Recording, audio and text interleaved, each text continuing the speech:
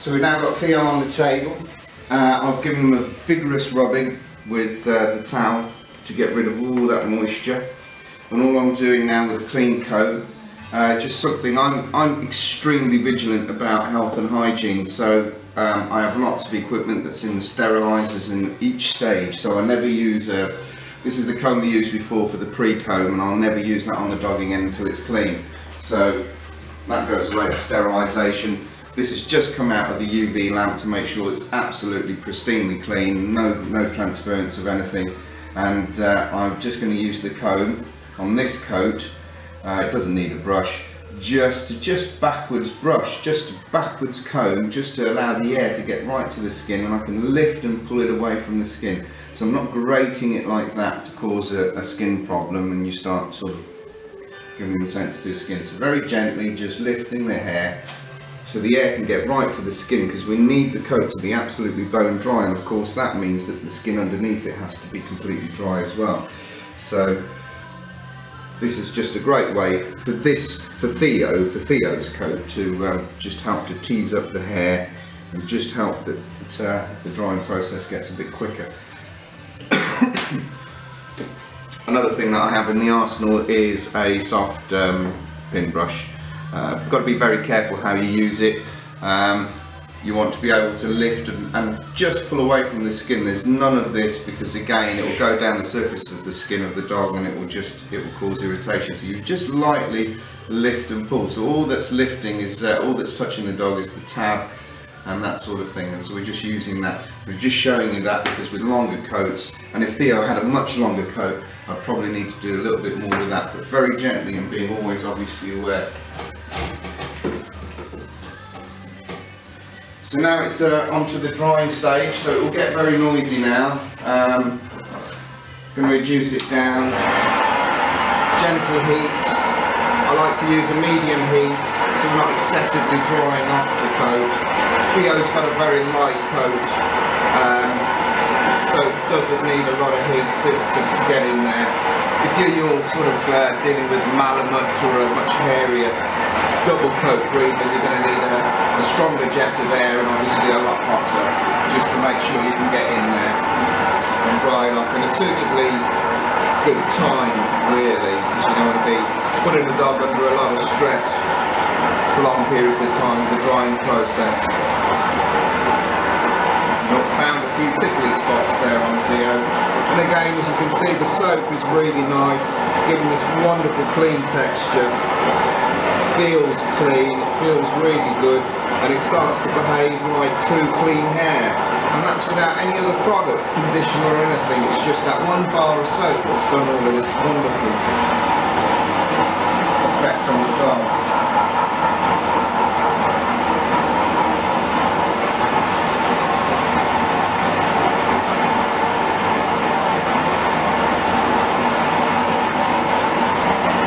Keep on moving the nozzle around, because otherwise if it stays in one place it builds up heat in that area, and we don't want that. Waggle it around a bit, then it just is a little bit gentler for the dog.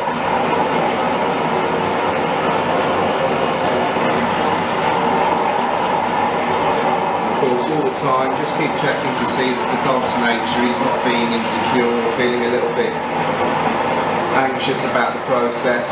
Here it does, just take it away, let it calm down for a few minutes and then bring it back on again. In time, if the dog trusts you, he'll learn to trust and accept the process. It's important always with all dogs that you dry right to the skin. I've seen some dogs that have been just surface dry, and underneath gets all tangled and matted, so you want to make sure that's nice and clean. And furthermore, you won't get a nice clean cut. In fact, your blades and your clippers, your scissor blades will dull very quickly on a wet coat or a damp coat, and you'll pay obviously to send it away to have it resharpened again, and the clippers just won't clip wet coat or damp coat. So you need to make sure that extremely tactile here in terms of feeling any dampness right down to the root, right down to the skin.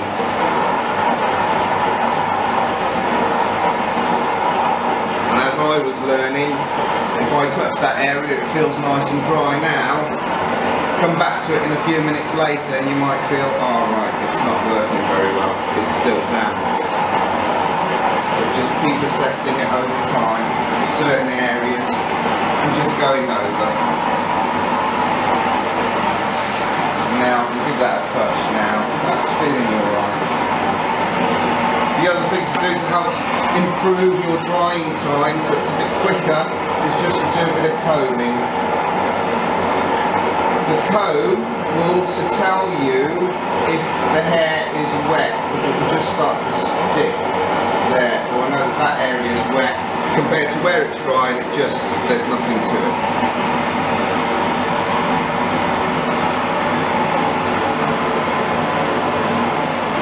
One of those key things, and also you want all the hair to be nice and loose, no tangles, so that when you cut your dog in terms of the coat of the dog, you know that you've got the hair working and it's completely loose and there's no tangles, no knots or anything there to stop the process.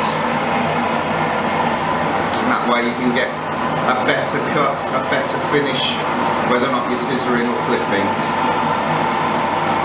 Okay, the argument has always been that clippers are strong enough to cut through a dry coat, but if it's all uneven, it's because there's possibly a knot there and it's snagged it at different lengths, so you want it to be as nice as possible, especially if you're doing show trims.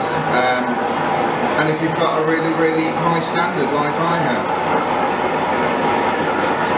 To get the best results, you want to make sure that everything is nice and loose and behaving as naturally as possible.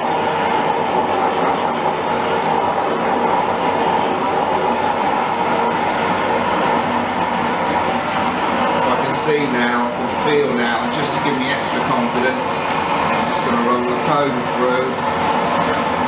See if it's an even feel, there's just a little bit of moisture there, I can feel it sticking there, so I'm just going to work into that area again.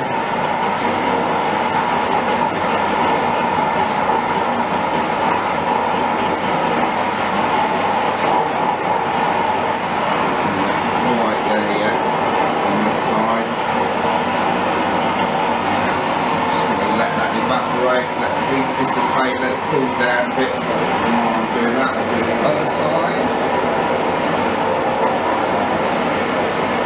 Okay.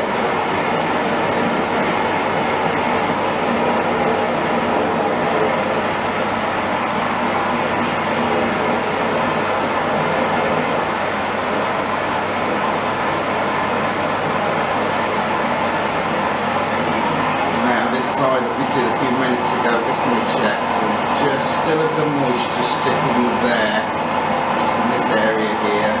That's all nice, that's all nice. Just there, a little bit under the armpit, but we'll attack that in a minute. The rest seems okay.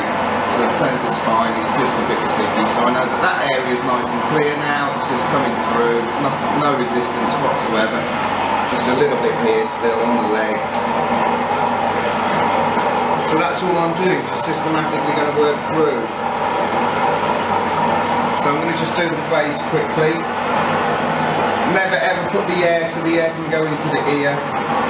So if I just get Theo just to move over so you guys can see.